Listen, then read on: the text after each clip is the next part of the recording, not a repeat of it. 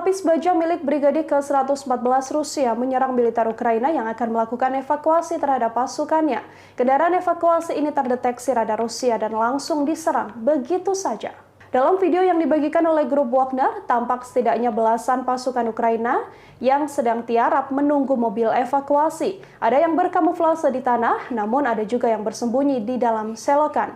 Beberapa saat kemudian, kendaraan evakuasi ini tiba dan bermaksud menjemput pasukan Ukraina. Sayangnya, selangkah berselang, kendaraan tersebut diserang oleh militer Rusia. Pasukan Kiev yang juga sedang berkamuflase pun diserang satu persatu. Karena tak diberi ampun, kendaraan militer Ukraina itu pun langsung memilih pergi. Bahkan pasukan yang sejak tadi menunggu dievakuasi juga ditinggalkan begitu saja. Mereka pun akhirnya harus menerima serangan bertubi-tubi dari pasukan Putin.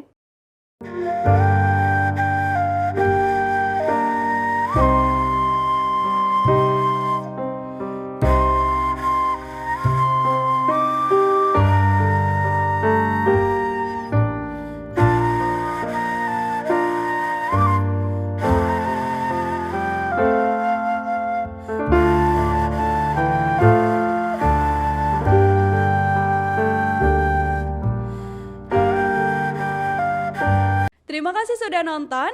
Jangan lupa like, subscribe, dan share ya.